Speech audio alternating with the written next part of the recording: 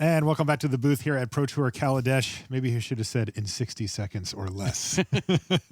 Fro time or show time. Of course, what he's referring to is we have our last two undefeated players ready to go in the feature match area. That's Eric Froehlich and Shota Yasooka, both Hall of Famers.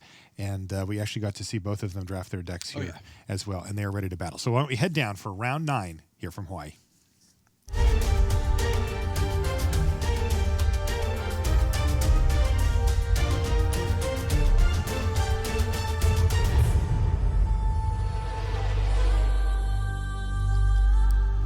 Hello and welcome to coverage of Pro Tour Kaladesh. I'm Marshall Sutcliffe in the booth with Luis Scott Vargas, and we are ready for round 9 action here. And boy, do we have a nice one lined up. Not only do we have two undefeated players here, Luis, we have two fantastic players. In fact, both Hall of Famers, starting off with Eric Froehlich. Take a look at Efro here as he looks at his opening hand and gives a little bit of a shake. Yes, he is wearing an eye patch. He stated that, he had surgery on his eye, and even though it's healed, one of them sees better than the other, and if he wears his glasses, it actually gives him a headache. He just wants to make it fair because the eye he's covering sees so much better than the other. He can just see right through his opponent's plans. That's right. Also, just intimidation factor. Now, his opponent likely will not be intimidated by the eye patch. That's Shota Yasooka from Japan. And again, both of them in the Hall of Fame. We got a chance to watch both of these players draft. You and I commentated Shota's draft, and boy, was it a special draft. He's got a lot of rares and some pretty cool themes going on. We'll see if he's able to take advantage of the cards that he's got. Now, Eric on the other side of the table, his deck looks a little bit different. Have you had a chance to look at his list yet? I have. He's playing white-green. Splashing Whirler Virtuoso, no big deal. He's got a white-green panharmonic on deck with multiple prophetic prisms. You see his hand right now of Whirler Virtuoso, Voltaic, Propeller Pioneer, Multiform Wonder. And Smuggler's Copter. And a Smuggler's Copter, but no third land there. One of the things that stood out at me looking at people's decks in this table, because I went around and started taking a look at what people drafted besides just the feature drafter, the power level at this table is very high.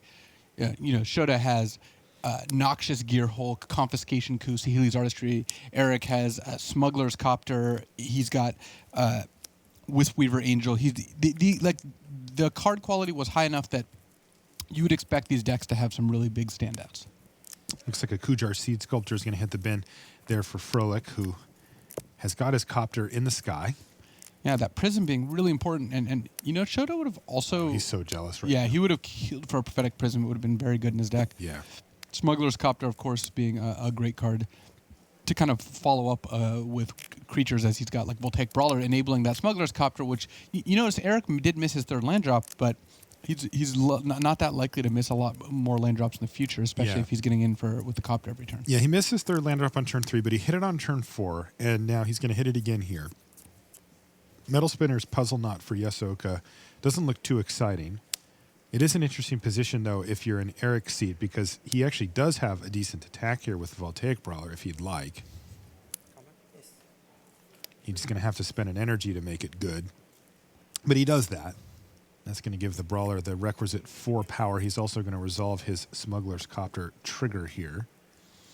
And notice that Eric did draw Mountain, so now he can actually cast Whirler Virtuoso thanks to Mountain plus Prophetic Prism. He doesn't have any islands in his deck. He's actually just got the 2 mountains. So to cast Whirler Virtuoso, he needs to draw one of the 2 mountains plus a Prophetic Prism. Well, he's done that. Now, it turns out that Yasooka just took the damage, and Eric, even with his unorthodox mana base, has been able to lay on some pretty serious beats here. Shota's down to 9 already. And look at Shota's hand. Shota's hand is stacked. Gearseeker Serpent is the least powerful of the cards in his hand because he's got Noxious Gearhulk, Confiscation Coup, Sahili's Artistry. So even though Shota's fairly behind here, what he's going to need to do over the next couple turns is end up stealing a creature, or in this case an artifact, then casting the Gearhulk to eat something else, then Artistry copying the Gearhulk, getting 2 more Gearhulks. So Shota just needs to survive the next couple turns, and I wouldn't be surprised if that Thriving Turtle ended up jumping in the way of something. Yeah. It can soak up 4 damage. And it may need to. Well, yeah, but depending on whether Eric spends the count or not. So it's going to soak up the 3 from the Brawler and then take 3 more. So Shota's going to fall to 6, but Noxious Gearhulk's going to get him back into it. Yeah, he just chump blocked the Brawler there. because Eric did spend the energy. And here we go. There's land number 6, and this is where the fireworks are really going to start for Yasooka. Last turn was nice.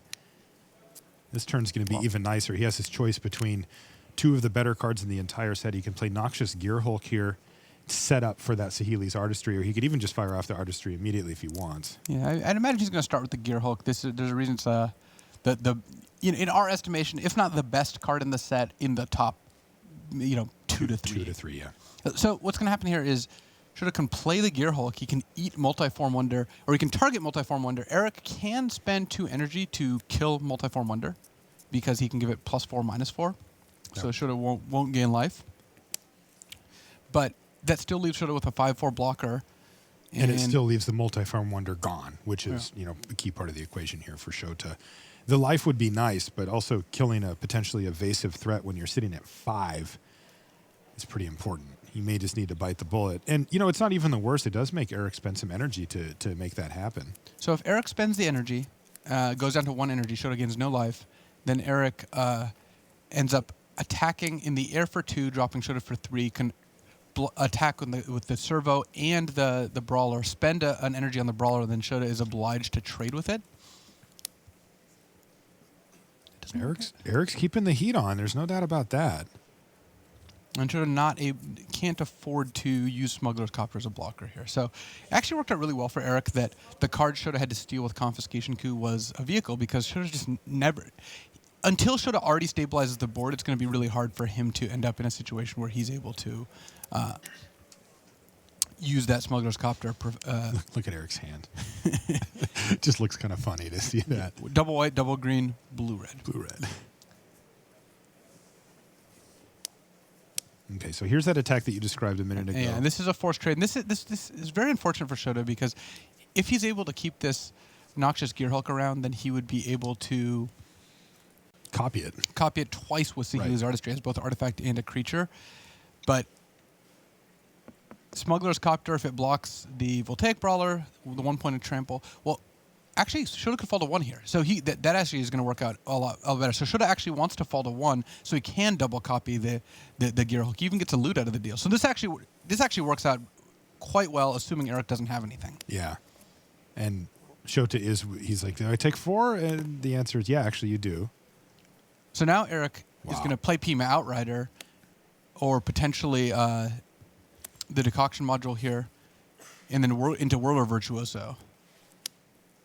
So it's really funny. So with Shota at 1, Whirler Virtuoso is going to be a very hard card for Eric to deal with, but copying 2 Noxious Gearhulks, eating Whirler Virtuoso and potentially Propeller Pioneer. Here we go. I mean, Shota might lose a game where he plays 3 Noxious Gearhulks. We'll see what ends up happening, but it is definitely... It's on the table here. So there's Saheeli's Artistry, and Eric's... All right. Sure. You want 2 Noxious Gearhulks, you got them. And he's going to take out the Whirler Virtuoso, which Eric will likely make a Thopter before it dies, and then, of course, the Propeller Pioneer as a flyer is going to be... And unfortunately for Eric, he can make 1 Thopter. He'll get an energy back off of a Decoction module, but he can't make a 2nd Thopter. And then Shota gains 4 life total, putting himself up to 5, facing down a flyer. But, all of a sudden, Eric's under pressure. Shota has 3 5/4 menace creatures in play. Yeah, it doesn't take long for those things to clear off an opponent's life total here, and it is going to be tough for Eric to push through for that damage. Let's see if he can do it. Well, Eric does have a Wispweaver Angel in hand. He drew his 6th land, so Eric can attack for 1, put Shota to 4. No, he can't even attack. He's got to if he can just play Wispweaver Angel. He is facing 15 lethal power on the other side of the table. Looks like he has attack for 1 here. Part of the risk with that is that, Eric is unable to play Wispweaver into that board, because otherwise the 3 menace creatures will end up killing Eric or forcing him to block with the Angel. So what Eric needs is a way to deal 3 extra damage here. Well, I mean, it gets interesting, right? Like if Shota turns all of his creatures sideways, Eric can double block with 2 servos and then have that 3 damage. That would assume Shota has nothing. It'll force Shota to have an answer for that Pima Outrider, which of course he does. So it's going to be Die Young on the Pima Outrider to kill it. And then all 3 are going to come in. Eric has to double block one of them to just stave off death. He's going to fall down to 5. And now an Aetherborn Marauder here, and Eric has seen enough. He fought valiantly through that, but that was turn way 6 too Noxious much Gear power. Hulk is like, wow, it's going to be hard to win this game. Turn 7, play 2 more Noxious Gear Hulk. And it was very hard to win that game. Shota Yasooka takes game 1. We'll be back with more Magic right after these messages. Check out Kaladesh Draft Leagues on Magic Online. Build a deck at your own pace and play at your convenience. Draft anytime, play anytime. For more information, visit mtgo.com. Up your game with Ultra Pro Magic the Gathering accessories. Find the best Magic art on card sleeves, deck boxes, playmats, and more. Visit ultrapro.com to learn more and find a retailer near you. And welcome back to the feature match area here at Pro Tour Kaladesh. It is a lovely day here in Hawaii. Let's take a look at Ben White's versus Reed Duke. See what they're up to. No, wow. not a whole lot. Hey, just a little snapshot here. Wow. All right. Well, I see a Dovin Bond down there for Reed Duke. It looks like he is splashing that in a blue-black base deck. On the other side of the table, Ben White's, who, by the way, drafted mono blue effectively yesterday. Looks like he's branched out a little. He's got a Dynavolt Tower in play, so he didn't stray too far. He's definitely on the energy plan. Okay. But that's what he was yesterday. I also see an Era of Innovation on his side of the table, one of the key engine cards for an energy deck. Sometimes you just draw 3, but other times it sticks around for a long time and provides you with a lot of additional energy. Whenever an artifact or artificer enters the battlefield under your control, you can pay 1 mana to get 2 energy. Meanwhile, Reed going off fairly well with Marionette Master plus Underhanded Designs and a bunch of artifacts. So every time an artifact comes in, Reed gets to pay 1 to drain Ben for 1. And every time an artifact dies, the Marionette Master drains or makes Ben lose a life here because she's currently a 1/3.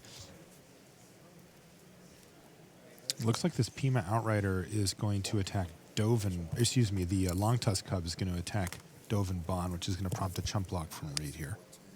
And then that triggers the Marionette Master, so... Yep. Tick-tock. Reed in pretty good shape here, especially if you can keep playing artifacts. So both players have engines going. Era of Innovation plus Dynavolt Tower means that Ben's going to be stacking up energy off of almost any card type he plays. If it's a spell, an artifact, or an artificer. 2 triggers, first all, lose a life and draw a card.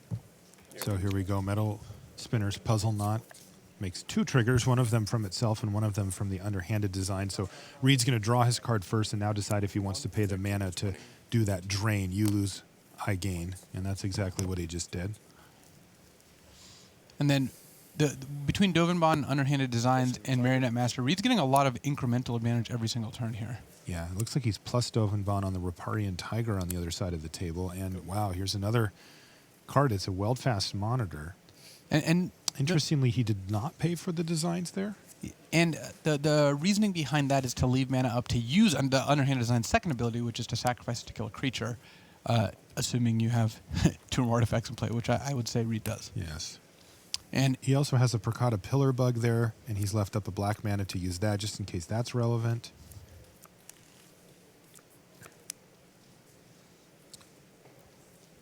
It does look like Reed's in a good position from here. It's just going to be tougher for Ben to really break through the stall on the ground that Reed's got going on. Yeah, and even with that Ornamental Courage in hand, Ben is just not getting through anytime soon here. And I think Reed's going to incrementally drain Ben out with Underhanded Designs and Marionette Master. All right, well, why don't we head back over to Eric Froehlich and Shota Yasooka. They are ready to get back underway. That one looks like it may take a while to come to an end. So we'll jump back over. Quick updates from our side table while we do, by the way. Zach Elsic's up a game over Valentin Mackel. That's 7-1 versus 6-1-1 as far as their records go, respectively. Also, Li Shitian up a game over Corey Baumeister. They're both at 7-1. Okay, so underway in the early stages here on game 2.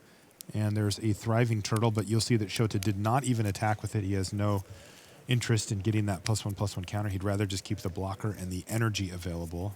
When you've got 2 Aetherwork Marvel in your deck, you probably want to make sure you keep as much energy in the pool as possible. Now, a Renegade Freighter from Eric Froehlich could represent a pretty substantial amount of damage here.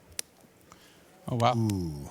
Revolutionary Rebuff, sideboard card for Shota. And one of the things, so we can see the players on the second monitor here while sideboarding, while we were looking at the Ben White's match, was I believe Shota sided out Unlicensed Disintegration in the red. At least he was considering it. He had pulled the mountain and the disintegration to the top. So Revolutionary Rebuff might be what he boarded in instead. Something more castable. Yeah, and especially since if he feels like he's going to get pressured by cards like Smuggler's Copter or in this case Renegade Freighter. Though notice that Eric didn't have a follow-up that could actually successfully crew the freighter there. Eddie Trailhawk just doesn't do it. No, it doesn't. But Eddie Trailhawk could be a key piece of the puzzle, as Shota really is looking to get a bunch of creatures on the ground to block with, and if Eric can find a way to crew the freighter and then start attacking with it and the Eddie Trailhawk, he could pile on a ton of damage quite quickly here, though. We see things have really turned around for Shota. He plays a puzzle knot there, and that puts him to 8 energy and an Aetherworks Marvel on the battlefield here for Shota, so he can tap that anytime he wants and start to go off. Now, it doesn't seem to affect Eric Froehlich's plan that much. He just has to get in there and attack with the freighter as we described last turn. And here we go. It's time to spin the wheel. All right, let's see what Shota comes up with. Second Aetherworks Marvel is an option. Really? He's down to 2 energy. Bastion Mastodon, not a bad place to be, because this isn't the constructed Aetherworks Marvel deck, which we may or may not see later in the rounds of this tournament. You don't need to hit a game winner on the first shot. And hitting Bastion Mastodon, trading for Renegade Freighter. Well, it's in the air here. Is it not? He's got 2. Eric's got 2 he energy. does have 2 I don't believe that he. No, you're tossed right, it to the Luis. sky. He does not look like it was also just he implausible that a train could fly. So I think Eric. That was just a physics-based play. Eric respects the flavor rules. But if Shota chose to trade with Renegade Freighter, then he would get an energy back. Now here I love this double block, because the double block means Shota doesn't get trampled upon. One of the turtles dies, gives 2 energy when it comes in. One when it leaves, thanks to the Marvel. Shota's back up to 5 energy. And now he can just run it back again. Yep, and he can actually, if he wants, he can go to 4 energy, using 1 for the Ether Hubs to sack the Woodweaver's Puzzle Knot and then go up to 8 energy from that. But he also even has a Metal Spinner's Puzzle Knot, which he can sack instead and then go to 6 energy, because all the puzzle knots work very well with Aetherworks Marvel. Unfortunately for Shota, he actually drew, and I can't believe I'm saying this, Noxious Gearhulk, because now he can't Marvel it into play. He's just going to be able to cast it later. Casting it's okay. It is a pretty bad beat that Shota drew the Gearhulk, though. Yeah, really bad. So as you noted here, he does make that play, and that puts him up to the requisite 6 energy here for the Aetherworks Marvel, and it's just going to make Eric Froehlich's life very difficult. Eric's going to fire off a Prophetic Prism here. And Eric's deck is good and has high card quality. Shota's deck the card quality is just through the roof. Like, you're happy when you have one of the 4 rares Shota has in his deck. And here we go again. Eric's going to make the exact same play as last turn, including not sending the freighter to the sky. So let's see what Shota hits here. Not a whole lot. It looks like a Lawless Broker being chief among the options. Rush of Vitality not being the best when you've got a lone thriving turtle in play, and it looks like a Die Young, which gives you 2 energy but isn't enough to kill the freighter.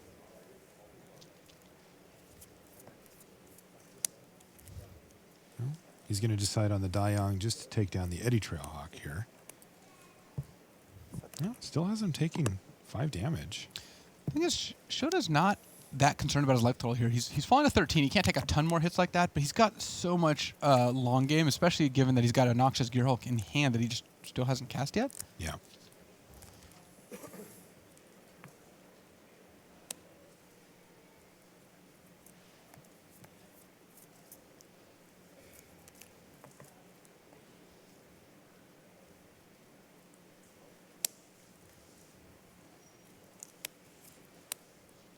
And looks like Gearseeker Serpent being the play for Shota here. For the reasonable price of 5 mana. Shota on 0 energy with that for the Marvel, but every time a trade happens, Shota's energy counters just like tick up slightly, and then that Woodweaver's Puzzle Knot is threatening to be cracked for a bunch of more energy.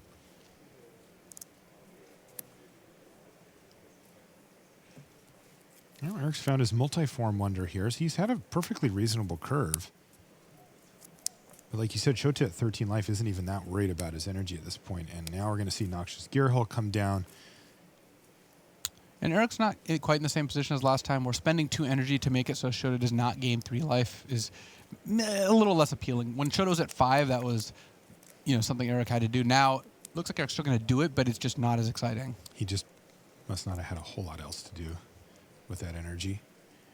Shota's down to 13. But his board state has gotten significantly better here with a 5-6 and a 5-4. Shota choosing not to attack with the Gear Seeker Serpent. Look, Shota's not interested in winning the game unless he can do it very, very quickly. Just slamming the door. That is of note here is that it looks like Eric may have missed that trigger for the multiform wonder when it enters the battlefield of Gotcha. energy. He did only have those 2 originally from the Eddy Trailhawk still in his pool. Well, he's got an Arborback Stomper. Again, you know, the card quality from Froehlich is quite high here, but... Yeah. we're double gear hulking again. Yeah. All right. Well, you tried. And Eric says, I've seen about enough of this. I know how this goes. But we got to see a total of 6 noxious gear hulks hit the battlefield. It's hard to beat one noxious gear hulk. In 2 games. I'm going to say that 6 over the course of 2 games is not happening either. And he just cast those too, by the way. He missed on the Aetherworks Marvel effectively twice. Yeah, his Aetherworks Marvel hits were a Die Young for an Eddy Trailhawk and a Thriving Turtle.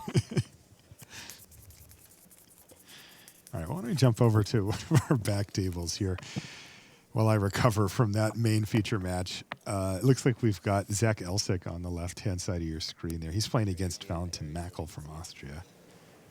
Is it my go? And they're pretty well into this game here. Yeah, we've got a multiform wonder on the board, though, on the opposite side of the board this time. Yeah, there's a Bristling Hydra there from Zach.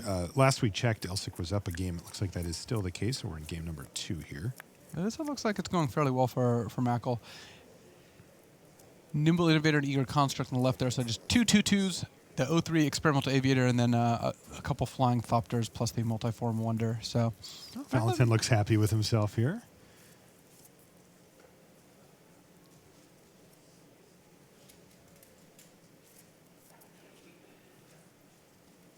Bristling Hydra, a potent threat, though.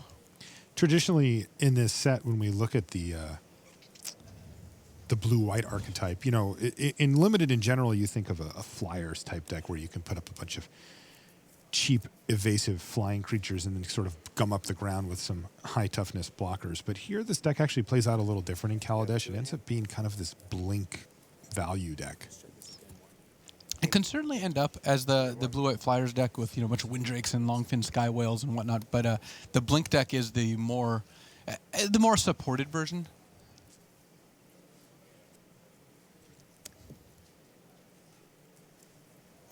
Looks like a Wild Wanderer here from Zach. And despite the presence of Prophetic Prism, Zach's not going quite as crazy as Ephro was. There's no Whirler Virtuosos in his deck. Yeah. And that was the only play there from Elsick. Like you said, he's not even splashing. He just went and got another Forest. And we'll see if Valentin Mackel can get the job done here with Zach down to 7 life. Zach's hand is pretty stacked, though. Hunt the Weak and Wispreaver Angel give him a pretty good amount of, you know, powerful, expensive sorcery plays, and then Takedown, which he can actually cast right now off that Prophetic Prism, could end up being relevant. Can't cast it now because it's a sorcery, right? So it's kind of tough for him because he really would love to kill the Multiform Wonder with it, but unfortunately, that is unlikely to happen, as Mackel just doesn't really have an incentive to give it flying on Zach's turn. Though Mackel it looks like he's only down to 1 energy, and not every blue-white deck can generate a lot of energy, so... Okay.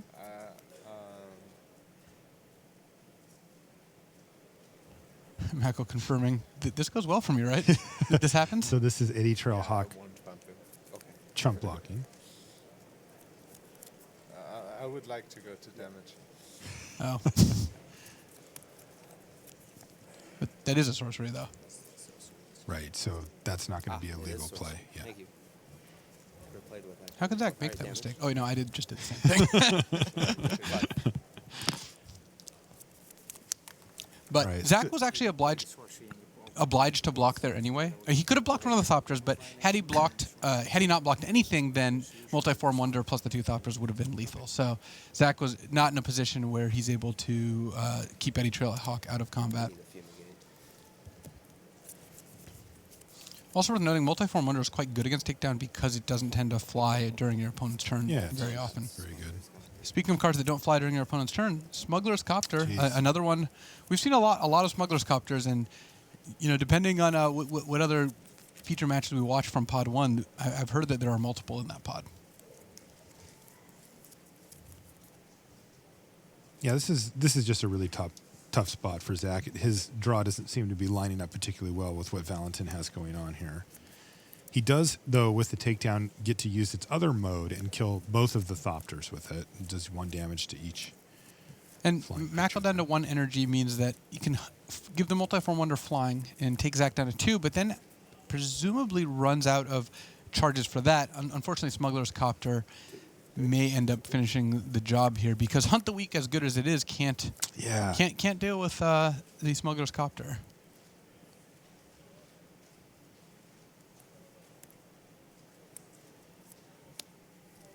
Okay, well, he's got that Whisper Weaver Angel here.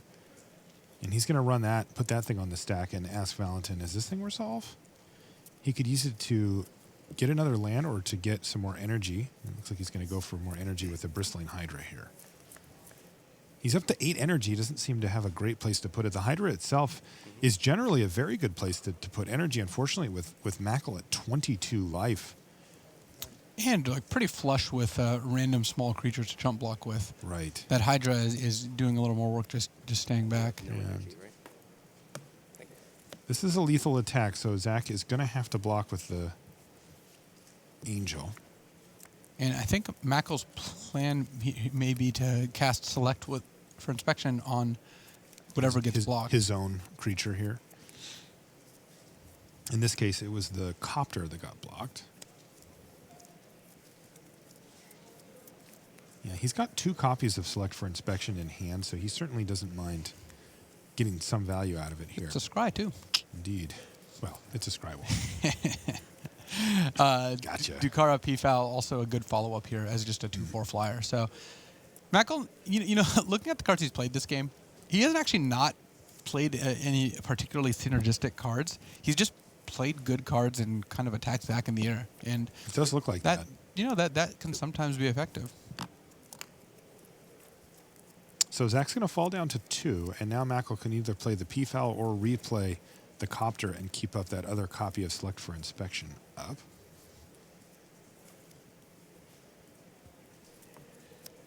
He's going to go for the Dukara P-Foul. Left himself just a plains available, though.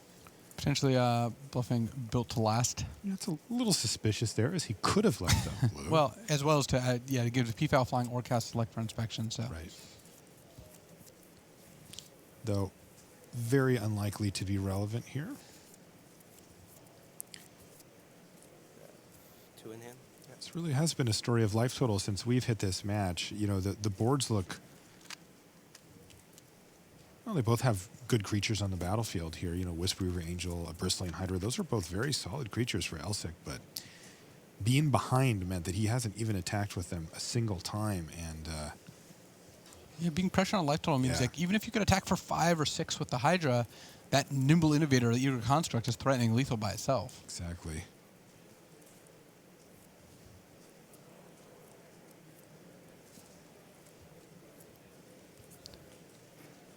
Zach attempting to go hunting here. Yeah, he's going to do Hunt the Weak. It looks like he's going to put it on the Bristling Hydra. And he's actually going to take down to Dukara P-Foul and attack.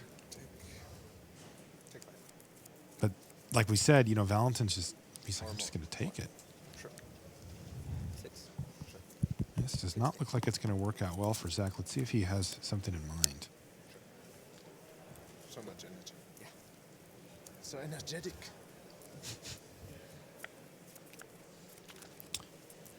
Well, Mackle only has 3 legit attackers because Experimental Aviator is just an 0-3. Right. And Zach does have 3 blockers here. I think that that Mackle would like to inspect his Multiform Wonder here to replay it and gain a bunch of energy.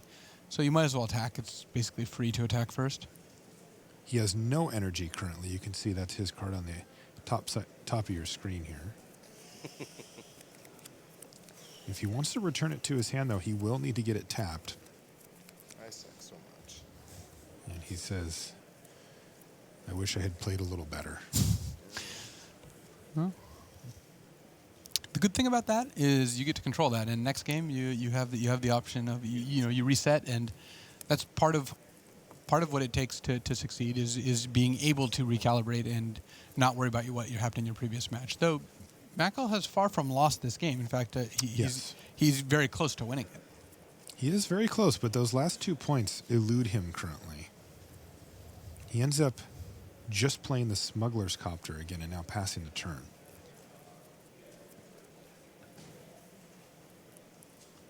There's that Bristling Hydra just take giant chunks out of Mackel's life total here.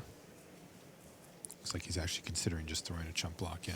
So Mackel's option for a pretty cool play here, too. He can block with any of his creatures and then use that creature to crew the copter and then cast Select for Inspection on that creature. The Experimental Aviator has 0 power, but you could block with Experimental Aviator, crew the copter with Aviator plus something else to get to the 1 power, and then select the Aviator for inspection and end up in a spot where you get to replay and get some Thopters, that sort of thing. That's sweet.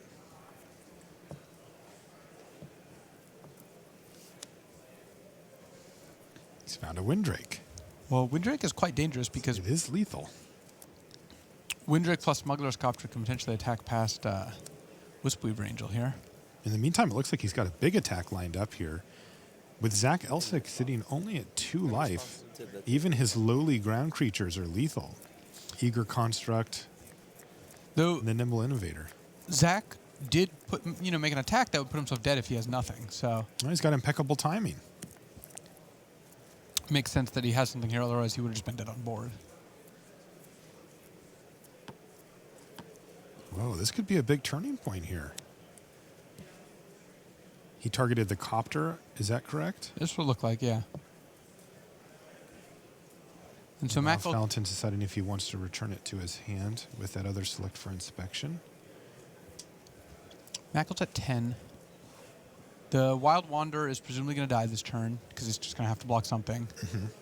Next turn, if the Ibex, the Hydra, and the Wispweaver Angel attack, the Experimental Aviator can block the Hydra, and then Wispweaver and Ibex are not quite lethal here. So Mackel isn't going to die even if he uses the bounce spell on Smuggler's Copter.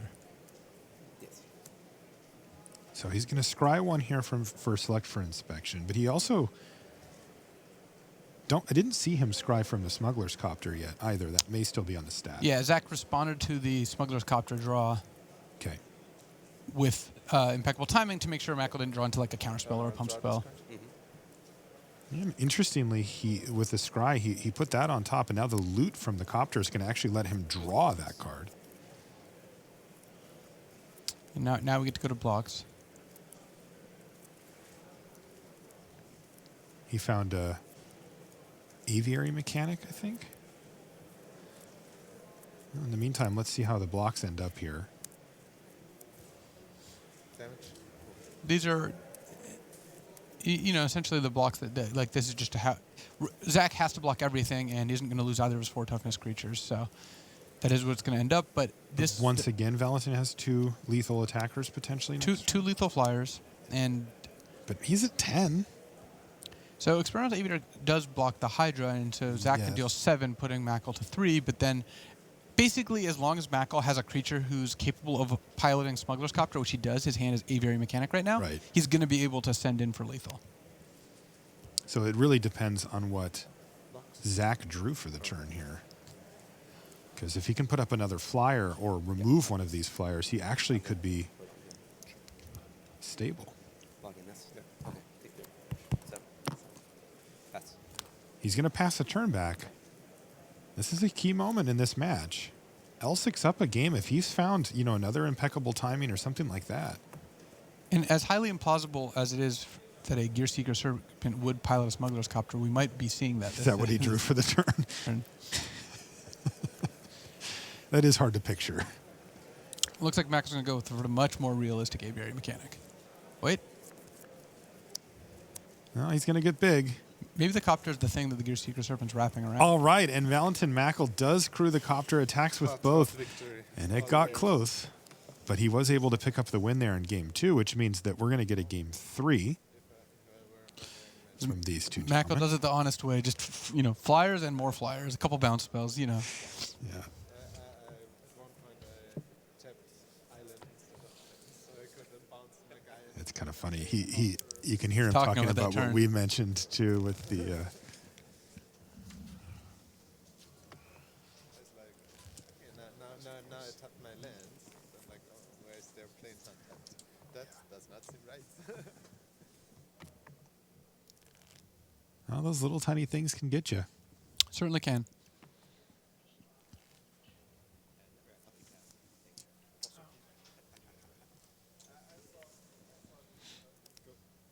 So it looks like we've got Ben Whites and Reed Duke just starting off on their second game. And remember, we saw part of the first game where Reed had underhanded designs in play. Yes. Ben had Dynavolt Tower in play, and it looks like Reed eventually won that game. Is that accurate? Yeah, that's right. So Reed finds himself up a game here in this match. Again, both players sitting at 7-1 as they start their second day of action. And there's an era of innovation after an Ether Theorist here from Ben White. So we know what he's doing. Yeah, he's stacking up energy. He is just stockpiling it at this point. And Reed's side of the table, a little less exciting with the Eager Construct to kick things off, though it is going to get in for a couple of damage here, it looks like. And now a Consulate Skygate. Reed's got both sides of the court covered here. He's got the offensive Eager Construct and the defense on Consulate. Yeah, Skygate. which doesn't look great, honestly. You really want to try to punish Ben, but whoa, here we go. Dovinbon now for Reed Duke on turn 4. And now he's going to start taking over with this Planeswalker, generating incremental advantage every turn.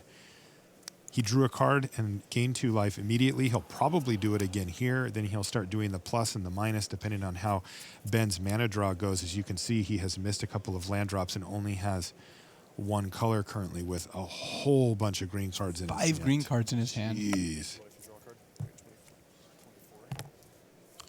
And you know what's good when your opponent's playing Eras of Innovation and Ether Theorists? Planeswalkers. Because those cards do not attack Planeswalkers very effectively. Totally. And Reed is getting a significant advantage here as Narnia Cobra Is he?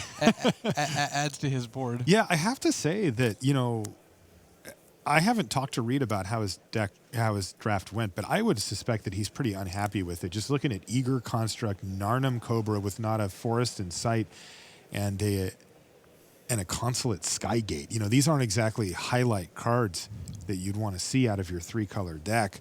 Now, the Foundry Screecher does promise to start hitting some life total here, and of course, a Dovinbon goes a long way. But Ben White now has found a forest, so we're going to get to see a game here. And he started things off with a Gear per Guide. I think he's hoping to start trying to pressure Dovinbon one way or the other. And he can activate the guide to actually get past everything that Reed has outside of that Screecher. I'll lose a life and draw a card, 23. Well, here's Metal Spinner's Puzzle Knot now for Duke. You heard him say, I'll lose a life and draw a card. That can only be that. I like saying that phrase. It's one I attempt to say often in draft.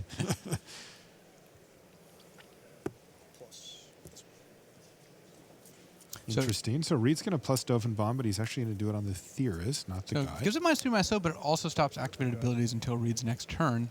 And then, of course, this malfunction, I think, explains that line of play. It certainly does. 13. Yeah, unfortunately for Ben, he has no energy at the moment in his big-time energy deck. Well, another forest off the top, though, means that we're going to get a game here. I mean, Ben's deck looks great. He's got Yes, it 2 does. Long Tusk Cubs in hand. Jeez. And now this turn was pretty explosive, too. He's got a Long Tusk Cub and a Thriving Rhino plus 2 energy. Neither of those Artificers, unfortunately, but the beatdown's very real. Normally what you see when you see an Era of an Innovation in a deck like this is it draws 3, right? Yeah. I mean, he's not looking to keep it around forever in most scenarios. Ben's down to 10, though, from that Screecher in the air. Yeah, Reed once again running the combo of a Foundry Screecher plus Consulate Skygate, which lock up the air and Seal beat up the down in the ground. sky. Yeah. All right. You know, one of the interesting things I found about this format is the correlation between having Consulate Skygate in your deck and your deck being pretty high on the nonsense scale. Yeah, those things tend to go together.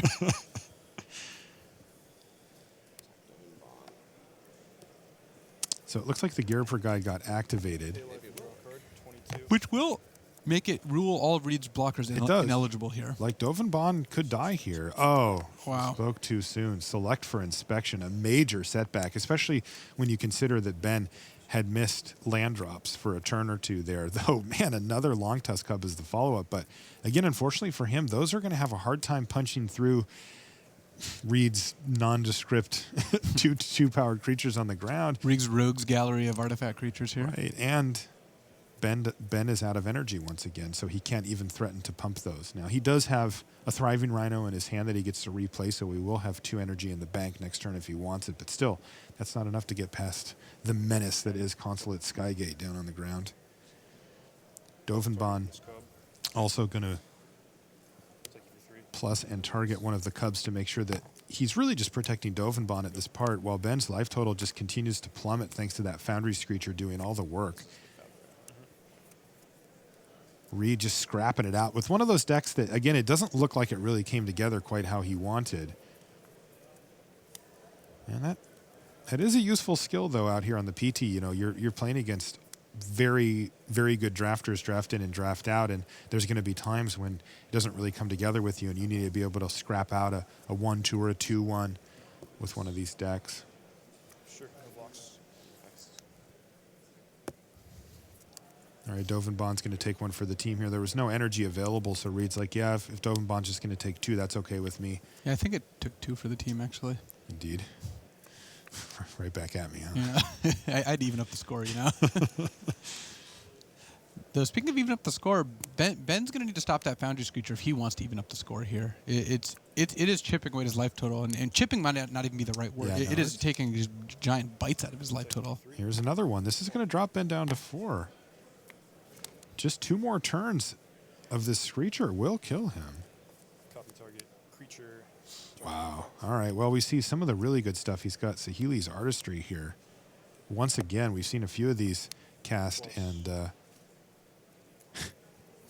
means there's 2 Foundry Screechers in play. Also, a second Narnam Cobra. Is it really a Narnam Cobra that he? Well, the reason Reed did not want to copy Eager Construct is he's winning next turn, so letting both players scry is actually a disadvantage because he doesn't need to find anything to win the game. The pressure's on Ben to find something, so giving Ben another look is just not what Reed wants right now.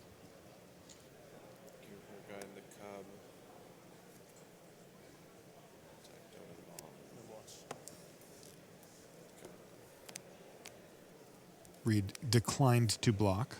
He has had enough value from Dovenbon. Yeah, Gear per guide is just making things a little tougher. He could have blocked with the Foundry Screecher, but that's his game plan to win the game. He's got the Saheeli's Artistry copy of that. It's interesting, too, because if you look at Duke's hand here, he's got a Subtle Strike in his hand, making either of those lethal. And you can see that Reed is really trying to set that up so that it makes Ben have some pretty specific cards. He really didn't want to see Takedown on his turn there, but he didn't have it, and it looks like Reed is going to be able to find the win in the air. And if he does, well, and that will give him the match. Part of the reason that this attack is so good for Reed is that, first of all, the onus is on Ben to act first because he's going to die to lethal flyers. So Reed's just going to be able to win with Subtle Strike. Even if that somehow didn't work, Subtle Strike is going to make one of those 3 ground combats highly advantageous for Reed as well.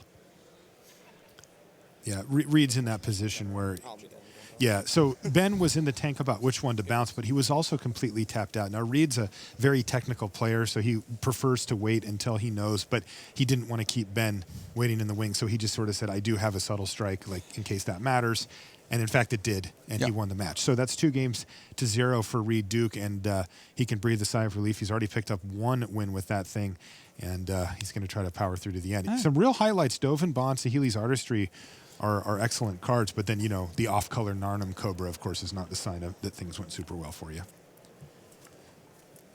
All right, so let's pop back over to the match that we had just finished watching prior to that one, which was Valentin Mackel scrapping out a win against Zach Elsick to tie things up, and now the players are tied at 1-1, and we're in game number 3 as he plays an Experimental Aviator. Well, this board is gummed up pretty significantly as well. A Wisp Weaver Angel there and a Bristling Hydra. It looks pretty similar to what we saw last time. Main difference here is that Zach Elsick is at 18 instead of 5. So he's, despite Mackel having 4 Thopter tokens, Dukar, Peafowl, and Skyskiff as flying attackers, Zach is not in the sort of position where he needs to answer them right away or die. Yeah, that Wispweaver Angel really doing a good job of holding back a Skyskiff and a bunch of Thopters. And again, with that extra cushion of life total, it's not like Valentin can just start attacking a bunch in, assuming one's going to die, but pushing them through for damage. At 18, that's just not going to work.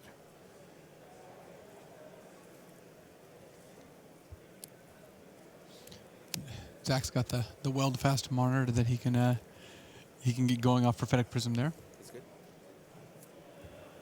He's got a gear per guide for the turn. Gear per guide is actually really relevant on this board. It makes it so Mackel can't block with any of his 8 creatures here. Right, none of them. He just gave the Bristling Hydra effectively unblockable thanks to the guide. And the activated ability on the Hydra, which, by the way, Zach is going to just fire off here. Because he's got an additional one in his pocket there. So even if Valentin Mackel were to play Select for Inspection, which is the card that was relevant given that he had just the one island up. And by the way, he does actually have a Select for Inspection in his hand, too. And if he were to play it, then Zach could just respond and do it again. Now, the upside of that is that he gets in for an additional point of damage.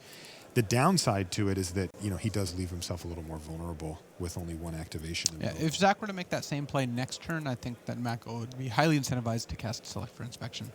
Though I do like the combo. You bounce something with Select for Inspection, and then you use Failed Inspection to counter it, since Mackel did draw that. And that actually is just a perfect story. We select you for Inspection, and you did not pass that inspection. Man. Is there a past inspection card? Maybe that's down the line a little bit for us.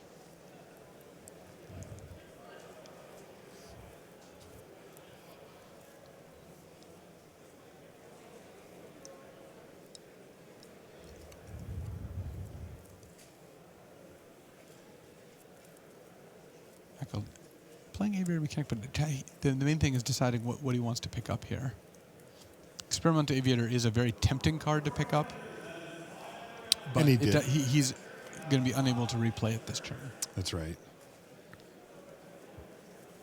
But he did pick it up. He'll just have to wait till next turn to play it.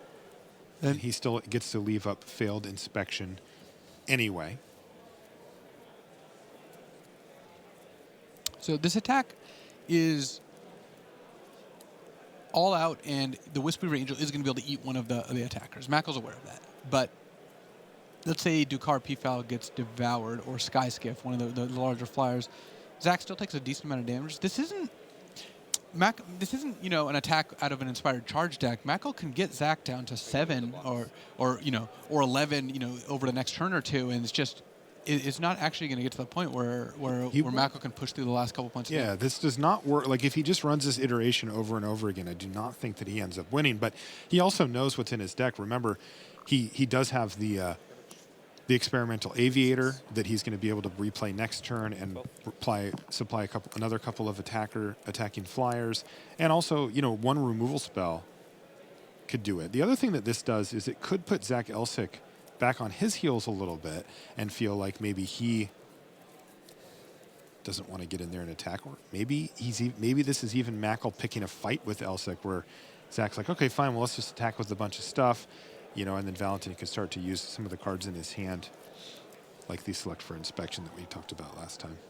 So if you're Zach Elsick and you saw that Mackel did not give Dukar Peafowl flying there instead of opting to trade it for a ground 3/2, I think you should get suspicious. You sort of wonder, why does he want 4 mana open? What is he waiting on? And it turns out the answer is Select for Inspection or Failed Inspection, either one. So it is something that I don't know that Zach should necessarily play differently, but it's something he should consider. This is a little bit awkward for Mackel. He opened the door for this attack from Elsick, and Elsick's like, okay, yeah, just jam with everything. And now Mackel's forced to bounce one of Zach's creatures, otherwise he will take lethal. That means he can no longer cast Failed Inspection. Zach's just going to play 2 spells this turn, and then Mackel's going to be in a really tough spot. Yeah. Yes. We're at 3.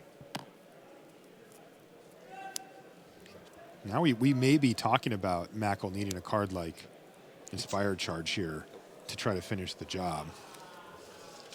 Taking a look at the list really quickly here to see if he's got any. He does have a Fumigate in his deck.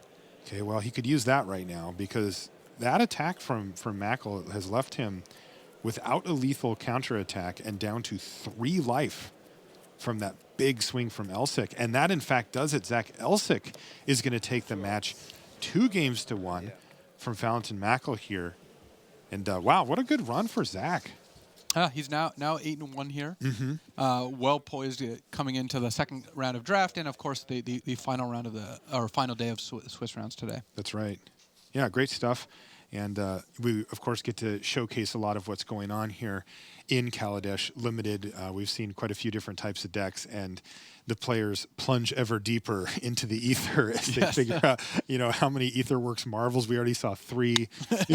We saw 2 in one deck. We saw 6 Gear Hulks out of that deck as Shota played Noxious Gear Hulk, so he was Artistry, double copying Gear Hulk twice. Right. That was in 2 games. We saw 6 Noxious Gear Hulks, and unfortunately for Eric Froehlich, that didn't work out too well for him. It's pretty tough to beat one of those, like you said, but by the time you get to see 3 of them in one game, it's pretty much over. And it was, and that means that we've got one undefeated player left in our field, and that is Shota Yasooka with a pretty crazy deck. You and I scurried over there to watch him build his deck right away. But 2 more rounds of draft coming up. Before we do, let's head to the news desk and Rich Hagan. Thanks very much, Marshall. Thanks, Luis, with the call there for the first round of draft. 2 more to come. Just tons of great stuff going on around the venue. Shota is 9-0, as we know. That puts Eric Froehlich to 8-1. Matt Nass is 8-1. So is Matteo More of Italy. The other Italian on the first pod, David Miani, he lost to Matt Nass to fall to 7-2. Corey Baumeister, younger brother of Brad Nelson, he's 7-2. That means Li Shi-chan pursuing yet another Pro Tour top 8. He is up to 8-1, just 1 win behind the leader. Another great match that went on, real old school. This is Rich Hone against a great friend of his, Kenji Samura. In the mid-2000s, these two were just almost inseparable, and Rich Hone and Kenji Samura, Hone, the limited master, basically the story is taught Kenji how to draft. It's not quite like that, but those two hung out a ton as they went around the world together, and they played this round. Hone won that one 7-1-1, so only a single defeat for the Canadian, one of the great limited players of all time. Hall of Famer Kenji Samura slips to 6-3. Now, there are lots of ways to the Pro Tour, but once you're here, if you win an RPTQ, you want to get on the best team you can. And out on the floor, Brian David Marshall is with an RPTQer who's certainly making the most of his chance. He got a sweet ticket onto one of the hottest teams in Magic. BDM, who have you got? Thanks, Rich. I'm here with Steve Nagy. Steve, you won an RPTQ to get here. You've been to the Pro Tour before, but not had the success of getting through to day 2. Have things changed for you at this event? Yes, this is my 3rd Pro Tour, my first day 2. It's a big relief to finally make it, to finally push on to day 2. And I mean, I can really credit my team to helping me get there. Having a team like East West Bowl to work with really pushed me to be a much better player. And it's nice to have it pay off and be able to be here in day 2. So when I last left you guys at the house, you had a couple different decks on the table, but you ended up playing the Etherworks Marvel instead. Talk to us about what those last-minute decisions were on the deck, and how were you able to contribute to that discussion? Well, so we had been playing the deck for a little while, but we were always sort of concerned about the consistency. And then towards the end of, or the beginning of Thursday, we settled on contingency plan, and the deck started winning a lot more. And for me personally, I was tired of losing it, so I decided to jump ship at the last minute, and it's been working out okay so far. Well, if you hadn't played that deck, what deck would you have been playing in Standard? A black-red aggressive deck, for sure. And now, so the big question I have for you is, what's like a big takeaway that you had from this experience of testing with this team that's enabled you to, basically keep your eyes focused on the task at hand here?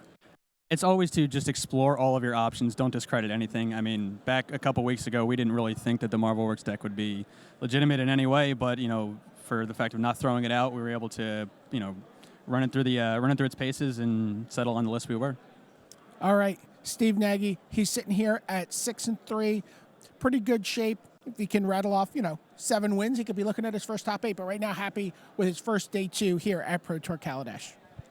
That's the great thing about the Pro Tour. There are so many stories all around, talking with players who were 4-4 overnight and just so happy to be back and drafting again in that seat that only belongs to them. That is the prize when you win an RPTQ, when you win a Magic Online RPTQ.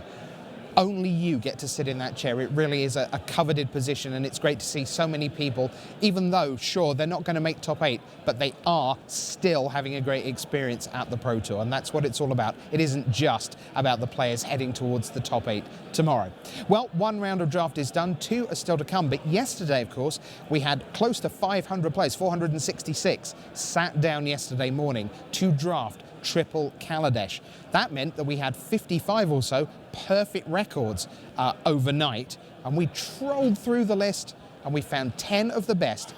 Whatever colour pair suits you, we're going to show you a great list from a great player who went 3-0 yesterday. So it's time for our Kaladesh draft review.